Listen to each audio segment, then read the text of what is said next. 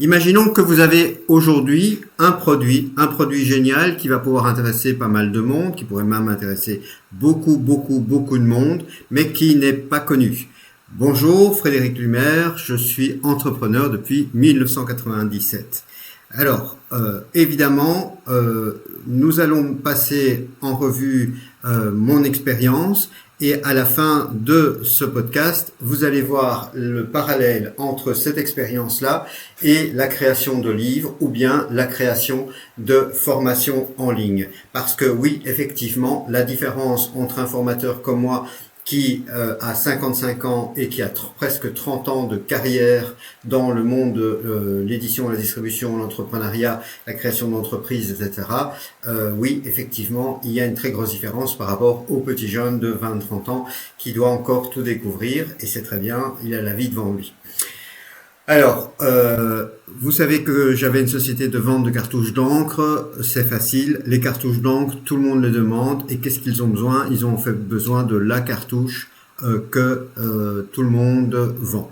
Et donc, c'est bien la différence dont on va parler, c'est que ici, l'expérience que j'ai, ça sera non pas un produit que tout le monde connaît et qui est un produit de consommation qu'on rachète, etc., mais au contraire, un produit qui n'est pas encore disponible. Alors, on se remet dans l'époque. Nous sommes en 1997. En 1997, les PC sont arrivés chez les parents, dans les écoles et également donc dans les foyers.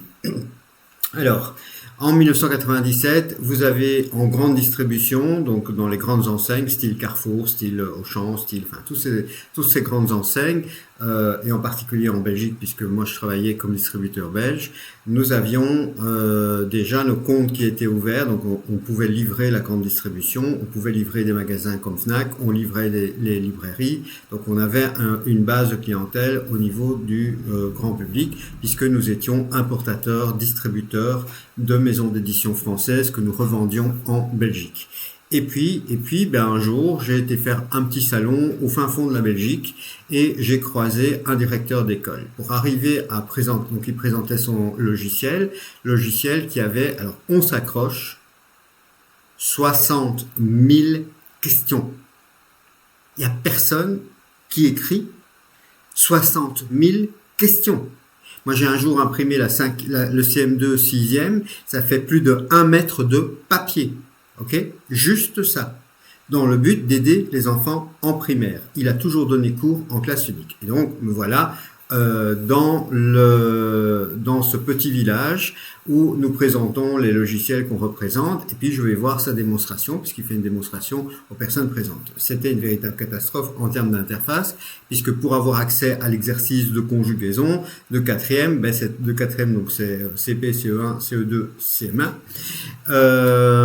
Donc c'était en CM1, hein, 4e Belgique, 4e Suisse, 4e Canada, mais c'est pas la même chose au niveau de la France. Donc c'est plutôt le CM1. Donc au niveau du CM1, il fallait taper, je sais pas moi, 453 être 01, 453 être 02. Enfin, c'était un enfer au niveau interface. Mon métier à ce moment-là d'éditeur commençait. Et donc un éditeur, c'est quoi? C'est de prendre quelque chose d'un auteur, quelque chose qui est brut, quelque chose qui a de la valeur en termes de produit, en termes de contenu, mais qui ne permet pas d'être commercialisé directement. L'objectif est donc de pouvoir créer une boîte pour pouvoir la mettre en rayon, que ce soit chez les libraires ou que ce soit chez la grande distribution. Alors, c'est là que commence évidemment le problème. Non pas pour pouvoir faire changer le directeur qui doit absolument changer son interface, on a fait assez rapidement et c'était des combo box à l'époque, donc c'est une vraie vieille version. Mais rendez-vous compte, 60 000 questions, c'est un véritable trésor. C'est un véritable trésor qui peut aider n'importe quel enfant. Alors, je fais appel évidemment à des graphistes, on n'est pas avec l'époque de l'IA, hein, donc on fait appel à des graphistes pour faire des boîtes, des imprimeurs, des machins, des cartonniers, des gens qui vont faire les cartons, le renforcement de carton, la machine pour cellophaner, je vous en passe, c'est des meilleurs. Et puis on commence à faire le tour de tous les clients. Et là, il faut donc bien comprendre l'environnement. Il y a plusieurs éléments qu'il faut bien analyser quand on fait un business. Alors, je l'analyse pour vous. Est-ce que c'est un produit qui répond à un besoin? Eh bien oui, les enfants ont des problèmes en français, je vous apprends rien. Et même en 1997, avant toutes ces réformes et tout ce qu'on pouvait imaginer comme pédagogisme, on avait déjà des problèmes en français en calcul. Est-ce que ça touche un grand nombre d'enfants? Oui, voilà, oui. Je reviendrai là-dessus après pour savoir qui va acheter réellement cela. Et donc, on va avoir la chance, puisqu'on était déjà fournisseur pour GB, qui est devenu Carrefour par après, en Belgique, qu'il accepte notre logiciel. Mais moi, j'ai dû avoir évidemment un axe. Les interfaces sont des interfaces, et le sont toujours, des interfaces sobres. Pourquoi? Parce que il y avait un axe qu'il fallait évidemment attaquer. Si on veut remplacer ou si on veut prendre de la place dans les rayons, il faut que l'acheteur enlève du rayon d'autres logiciels. Donc ça, c'est quelque chose qu'il faut avoir en tête. Si vous voulez mettre d'autres livres en librairie, les librairies sont pas extensibles, les étagères sont pas extensibles, donc et l'argent financier n'est pas extensible non plus. Donc si on met nos logiciels ou notre logiciel, il faut qu'il en retire un pour pouvoir le mettre en rayon. À cette époque-là, il n'y avait qu'un seul niveau, il couvrait tout, qu'une seule boîte qui couvrait tout. Puis après, il y a eu d'autres versions qui couvrent que le CP, le CE1, etc. Donc la première, deuxième, troisième, quatrième, cinquième, sixième. Mais à cette époque-là, il n'y avait qu'une seule boîte. Et on était, alors là, c'est très important, on était avec un produit qui répond à un besoin. Ok, ça c'est important. C'est important parce que je vais vous en reparler après pour les livres. Donc ça répond à un besoin, c'est-à-dire d'aider les enfants qui sont en difficulté ou qui veulent progresser à l'école. Quels étaient les concurrents? Les concurrents, en fait, étaient en ludo-éducatif. C'est-à-dire que vous aviez un petit bonhomme ou un petit martien ou un petit quelque chose qui venait dire « Coucou, sympa, on va faire du participe passé, c'est super, c'est génial !» Bon, non, évidemment, c'est pas génial de faire du participe passé. Et nous, notre politique, c'est de dire « Vaut mieux faire 10 minutes, un quart d'heure où on se concentre, où on n'a pas c'est très connu maintenant avec les TDA évidemment, mais à cette époque-là, c'était pas du tout connu. Donc, on n'a pas d'éléments qui vont perturber l'enfant, perturber la concentration. Donc, vaut mieux faire 10 minutes, un quart d'heure où on va se concentrer réellement et puis aller à la piscine avec son enfant plutôt que d'avoir une espèce de petit nounours qui faisait. C'est en tout cas le positionnement qui était un positionnement scolaire à l'opposé des ludo-éducatifs. Donc, on arrive en grande distribution. Alors, la grande distribution, évidemment, va prendre des grosses marges, des marges beaucoup plus importantes par rapport à une librairie qui va vendre, évidemment, beaucoup moins. Mais si on veut faire du volume, il faut, et si on veut le faire connaître sur toute la Belgique. Donc, vous imaginez bien que ça représente des centaines de milliers d'enfants, des dizaines de milliers d'enfants et des centaines de milliers d'enfants, ça dépend si c'est par âge, comment est-ce qu'on calcule, mais c'est effectivement tous les enfants de primaire. Tous les enfants de primaire peuvent être intéressés par ce logiciel. Donc, on a eu la chance, parce qu'on était les premiers à faire ça, d'avoir une page publicitaire offerte par la grande distribution, ce qui est très rare parce que la plupart du temps on achète. Je ferai un podcast spécial grande distribution tellement c'est marrant, c'est la vérité si je mens d'eux, je vous assure que c'est génial. Donc on a eu la grande distribution, c'était GB, donc l'ancien Carrefour, qui nous a fait une page complète de publicité. Parallèlement à ça, moi j'avais de la publicité dans les métros avec Colruyt, qui est une enseigne de grande distribution, et donc ils savaient que c'était disponible chez Colruyt. avec leur logo, Colruyt, le meilleur prix, etc. Et donc il y avait tous les parents qui prenaient le métro le matin voyaient notre publicité dans les wagons. Je ne parle pas sur le quai, mais c'était dans les wagons. Dans les wagons, quand vous n'avez rien à faire pendant 10 minutes, 20 minutes, vous avez des machins à regarder en haut, ben vous aviez ça, et matin, même au soir, etc. La publicité Internet n'était pas ce qu'elle est aujourd'hui, donc c'était des moyens tout à fait valables. Et donc, il y a un catalogue, les fameux catalogues qu'on recevait tous dans le temps dans nos boîtes, qui part dans toutes les boîtes de Belgique, toutes les boîtes francophones, en tout cas de Belgique, et qui va permettre de pouvoir faire connaître en fait ce logiciel qui effectivement répond à un besoin, et on en a vendu pas mal.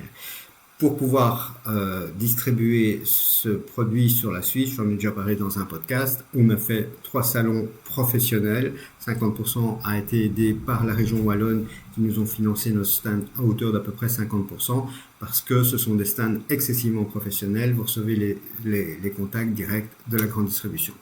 Alors, vous avez donc ici 2 types de produits très différents. Quand je vous parle de cartouches, ce sont des produits qui sont demandés, ce sont des produits de consommation qu'on va acheter plusieurs fois. Ici, on est avec un seul produit, donc après on l'a coupé par année.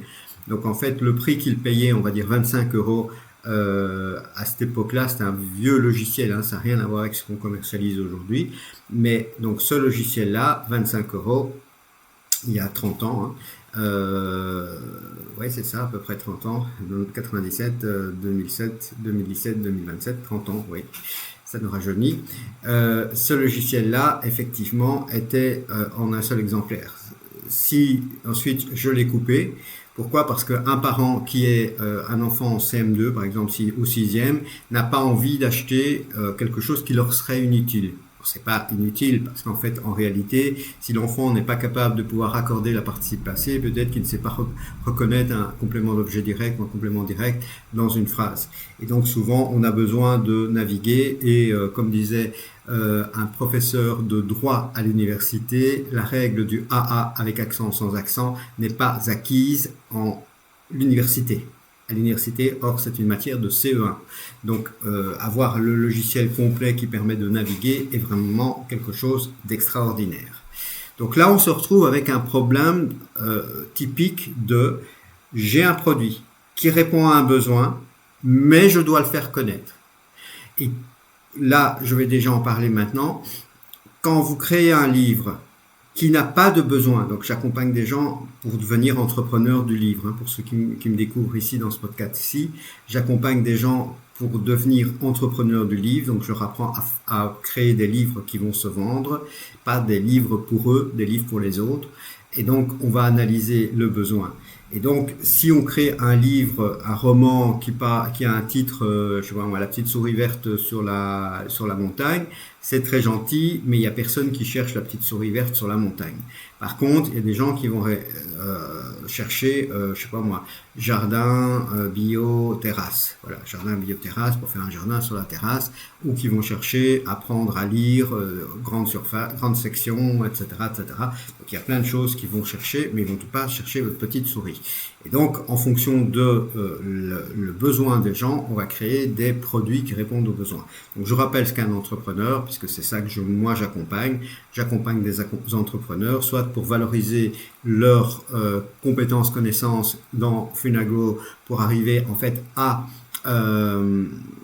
créer des formations qu'ils vont vendre plusieurs milliers d'euros, ou bien des petits produits, des livres, donc qui sont des petits produits à 20, 30 euros, mais qui se passent à ce moment-là par Amazon, qui sera qu'un seul gros client et qui va pas nous embêter à devoir faire chaque fois plein de factures.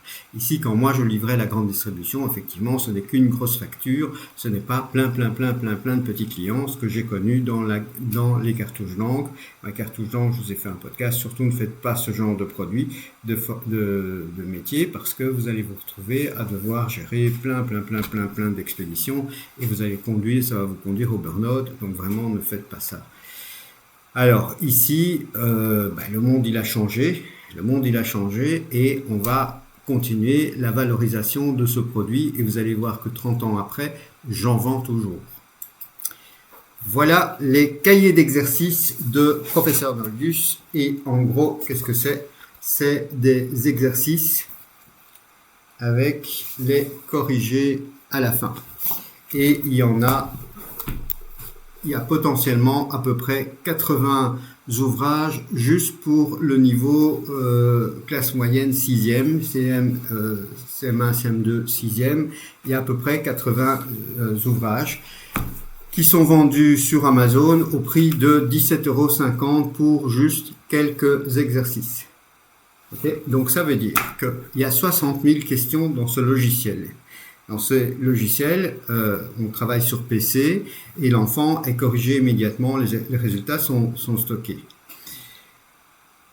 De ce logiciel, on sort les exercices et on en fait des cahiers et on en fait plein de cahiers. Parce que si je prends ma petite calculatrice et que je tape 17,50 x 80, rien que pour la partie ICM, ça fait 1400 €. Okay, ça fait 1400 € pour simplement avoir l'équivalent du logiciel en imprimant. Seulement voilà, vous en tant que parent, imaginons que vous soyez en tant que parent et votre enfant rentre en disant « Oui, moi j'ai un problème et je ne sais pas faire des exercices sur l'heure, les sisi, les nini, les s, les cc, enfin tous les homophones possibles et imaginables, les homophones grammaticaux, et je suis en CM2 ». Ben, je vais prendre juste le cahier ou les deux cahiers pour pouvoir faire ce genre de choses et ces exercices avec les corrigés. Et comme c'est du scolaire, comme ça a été fait par un directeur d'école, ben c'est de la qualité parce que ça revient des années, je veux dire 90, 80, 90, 2000. On est dans la période où globalement les enseignants étaient capables de pouvoir enseigner, ils étaient capables de pouvoir connaître le français eux-mêmes et de pas commettre des fautes d'orthographe quand ils écrivent dans les bulletins. Donc on était avec un autre type d'enseignant que ce qu'on a aujourd'hui et voilà, je leur tire quand même le chapeau parce qu'ils sont un travail excessivement dur avec des enfants qui sont pas toujours bien éduqués, mais globalement, revenons à nos moutons. Nous avons ici pris une décision qui est de dire on va créer des ouvrages qui vont pouvoir être vendus sur Amazon, ou en tout cas être disponibles sur Amazon. Honnêtement, j'ai pas édité les 80, j'en ai édité quelques principaux, il faudrait que j'y passe un peu plus de temps pour pouvoir le faire. À côté de ça, et là je vous mettrai le lien si ça vous intéresse, vous pouvez avoir tout le logiciel de la même époque, qui comprend les mêmes exercices qu'il y a là-dedans pour 1 € par jour. Oui, pour 1 € par jour. Pour 1 € par jour. Et donc, je vous mettrai un lien comme ça pour avoir essayé un truc à 30 €. Et alors, comme ça ne suffit pas, j'ai fait ce qu'on appelle les challenges. Hein, j'explique ça dans Funago aussi. Donc, des challenges, c'est 5 jours où j'ai formé les parents à la lecture, l'affluence, la compréhension, etc. Donc, j'ai fait une éducation. Je vous parlerai ça dans un autre podcast, l'éducation client. Et suite à cela, j'ai eu des personnes qui ont acheté des packs de livres pour à peu près 1 000 €. Et quand ils achetaient pour 1 000 €, je leur offrais une offre irrésistible. On parlera dans un autre podcast des offres irrésistibles. Et ils avaient ce logiciel. Donc, si c'est 365 €, 365 jours, vous multipliez ça par 3. C'était un cadeau de 1095 €. Je leur offrais 3 ans d'abonnement au logiciel tout à fait gratuitement. Okay, donc pendant 3 ans, ils avaient accès en plus au logiciel gratuitement. Donc ils achetaient les livres pour à peu près 1 000 € et ils ont 3 ans d'accès à ce logiciel.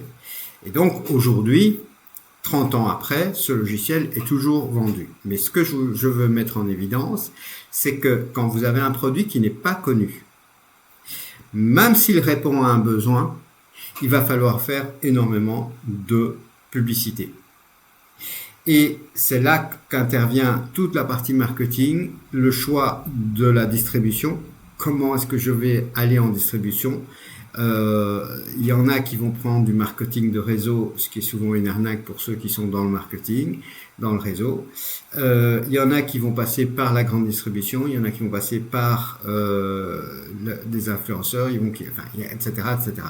Mais globalement, À partir du moment où vous avez un produit qui n'est pas un produit connu, c'est-à-dire une cartouche d'encre, c'est facile à vendre, tout le monde a besoin de sa cartouche d'encre, ok? C'est un besoin de consommation, on en a besoin et c'est un produit qui coûte beaucoup d'argent. C'est-à-dire que si je vendais un produit de lessive, tu vois moi, un adoucisseur ou autre, je serais entre 3 et 5 ou 10 euros, ça serait impossible d'envoyer ça par la poste. La cartouche d'encre, ça coûte 20-30 euros, c'est pas lourd et ça s'envoie facilement. Si je vais vendre des Rolex, ben, ça ne serait qu'une seule fois, il faudrait convaincre d'autres types de clients, des premiums, etc. On n'est pas la même chose avec des produits, des petits produits. Ici, ce dont je veux vous parler, c'est que quand vous avez un produit, donc ici, est-ce que j'avais un produit de marche? Donc, dans le temps, quand j'ai ouvert mes comptes dans la grande distribution, j'achetais entre 50 et 60% de marge, donc j'avais moins 50 ou moins 60%, pour revendre en grande distribution. La grande distribution, c'est des gens qui vont prendre de 35 à 40% pour beaucoup de produits. Pas tous, mais pour beaucoup de produits, ils vont effectivement prendre ce type de remise. Voilà, parce qu'ils ont les infrastructures, ils ont le personnel, etc. Et il faut savoir qu'en finale, quand tout le monde est payé, quand tout le personnel est payé, quand tout, etc., les grandes enseignes de distribution, ils font à peine 2-3% de bénéfices. Donc, ne croyez pas que ces enseignes font 20, 30, 40% de bénéfices, ce n'est pas vrai.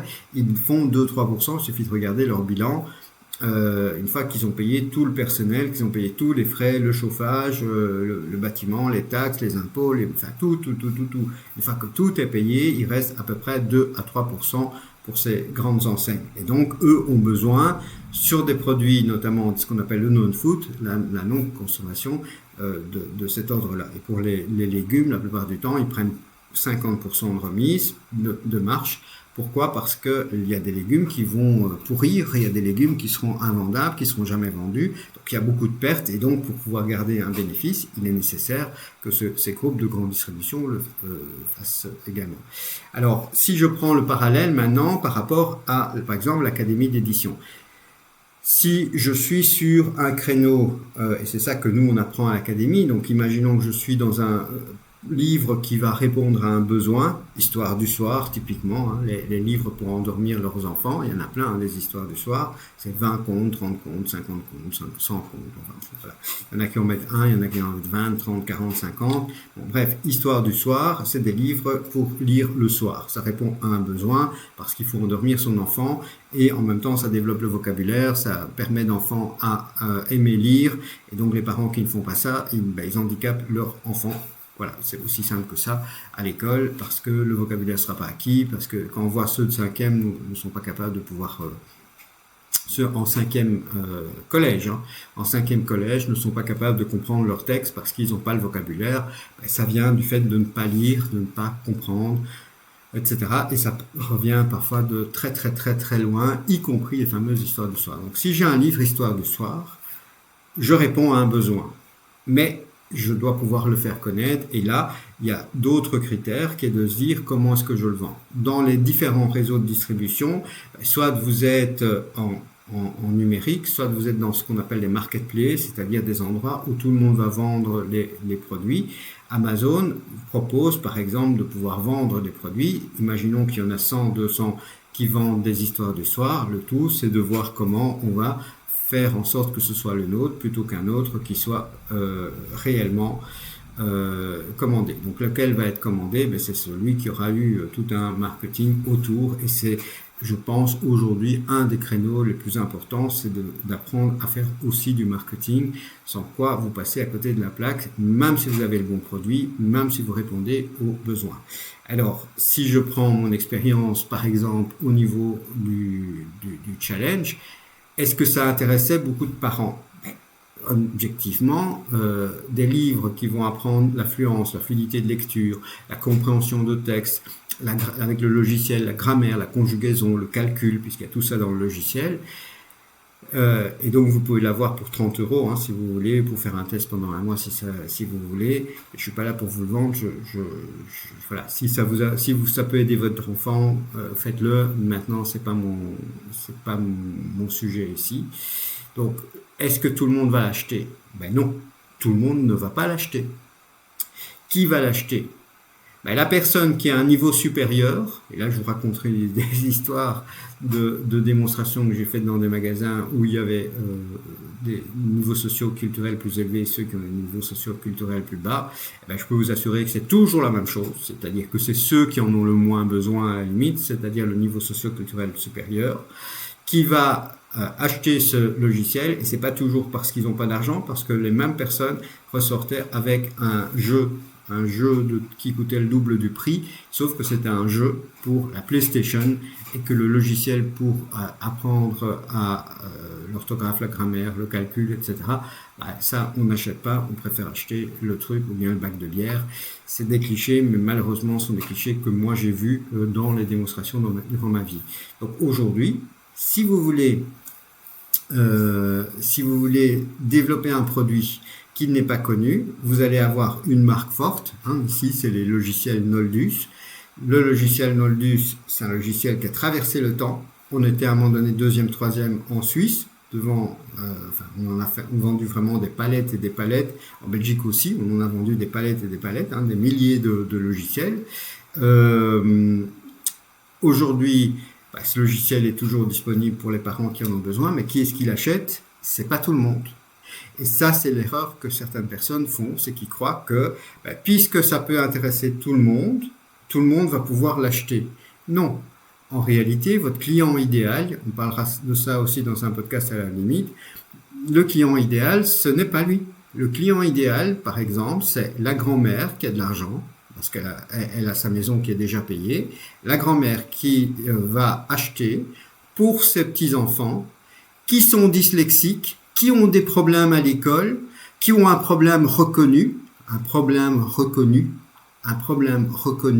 qui a un niveau socio-culturel supérieur, qui est capable de pouvoir payer en 4 fois 1000 euros, par exemple, donc qui est 250 à chaque fois. Et c'est cette personne-là qui va investir à la fois pour avoir les livres, pour pouvoir lire avec son petit-fils ou sa petite-fille, et qui en même temps aura le logiciel gratuitement en cadeau pendant 3 ans. Ça sera là une offre irrésistible, mais mon client idéal n'est pas tous les parents.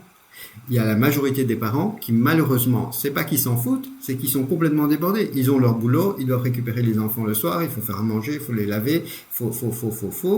Et donc, ils sont dans ce rush complet.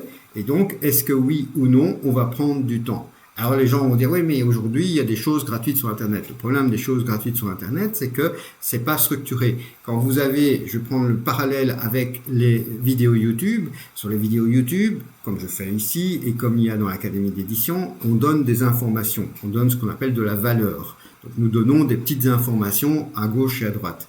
Mais une formation, un accompagnement structuré, premium, puisque moi je suis en premium, ça veut dire qu'il y a des coachings presque individuels, un suivi individuel de la personne, il y a une méthode qui est structurée, qu'il faut suivre, et à partir du moment où on suit la méthode, qu'on applique réellement tout le mécanisme, on réussit à gagner et à changer sa vie, soit en vendant des formations, soit en créant des livres, d'une manière ou d'une autre. Et on a en fait quelque chose qui est structuré. Tandis que quand on a des vidéos par-ci, par-là, on a quelque chose qui est de l'information à gauche et à droite. Et donc aujourd'hui, quelqu'un qui se dit, tiens, pour le parti passé, le machin, je peux aller chercher sur Internet. Parfois il y a des fautes, parfois il n'y en a pas. Mais même s'il n'y avait pas de fautes, en fait, c'est pas structuré. Là, par exemple, on dit c'est classé selon une certaine taxonomie, c'est-à-dire que c'est classé avec un certain niveau où ça va du plus simple au plus compliqué, pour faire simple. Voilà, alors, ça va du plus simple au plus compliqué, de sorte à avoir une certaine logique. Et c'est fait par qui? C'est fait par quelqu'un qui a donné cours chaque année à toutes les classes en parallèle. Donc c'est quelqu'un qui a un bagage incroyable, qui aujourd'hui est en retraite depuis quand même facilement 10-20 ans. Qui aujourd'hui vit encore et qui est un ami et qui permet de continuer. Enfin, c'est un logiciel qui appartient maintenant à la société que nous avons racheté, qui est effectivement le logiciel Noldus et en son honneur, d'ailleurs, les éditions, on a continué à appeler ça édition Noldus, même s'il n'a plus rien à voir avec ça, et même si les livres ne sont pas spécialement faits par lui, les nouveaux livres ne sont pas spécialement faits par lui, mais l'idée pédagogique, en tout cas, on en discute toujours ensemble, et ce qui permet d'avoir dans nos éditions Noldus de la qualité. Et donc là, quelle est la solution? C'est que quand vous faites une publicité pour un produit, qu'est-ce que je vous ai dit? Je vous ai dit que je l'ai coupé. Pourquoi? Parce que quand je vends au CP et que la personne est contente de mon logiciel, l'année suivante, sans publicité, elle va racheter le CE1. Et puis elle va racheter le CE2. Et puis elle va racheter le CM1. Et puis elle va racheter le CM2. Je viens de multiplier par 5 ce qu'on appelle le panier moyen de la personne. C'est-à-dire combien la personne va dépenser pour ce produit-là. Elle va payer 5 fois plus. Okay? Et aujourd'hui, avec ça, qui est à 17,50 € et il y en a 80, ça vaut 1400 €. Au lieu des 1400 €, vous pouvez l'avoir à 1 € par jour en prenant le logiciel, mais les gens ne le savent pas et on n'en fait pas plus de publicité que ça. Et si j'en parle à titre d'exemple pour comprendre qu'il y a une grosse différence entre vendre des produits qui sont demandés et des produits qu'il faut faire connaître. Si vous créez un roman, vous allez devoir dépenser des fortunes, et des fortunes pour le faire connaître. Si vous n'êtes pas connu, si vous n'avez pas des milliers, des dizaines, de centaines de milliers de personnes qui vous suivent et que vous sortez votre roman, vous serez nulle part et ils ne se vendront pas. Par contre, si vous êtes dans un produit qui est demandé, ben là c'est déjà la moitié du chemin qui est fait. Il va falloir juste dire, prenez plutôt celui-là, parce que la couverture est plus belle, parce que j'offre un bonus en plus, parce que la promesse est meilleure, parce que j'ai mieux étudié les mots-clés, parce que, et c'est tout ça qu'on étudie à l'Académie d'édition. Et de la même manière, si je prends mes formations qui vous permettent, vous, de créer des formations, donc Funagrow, c'est la même chose. À un moment donné, nous sommes plusieurs à vendre ce type de produit. Moi, je vais me positionner en premium. Pourquoi? Parce que j'ai l'âge pour pouvoir le faire, parce que j'ai une expérience. Et donc, avec cette expérience, je suis capable de pouvoir vous accompagner.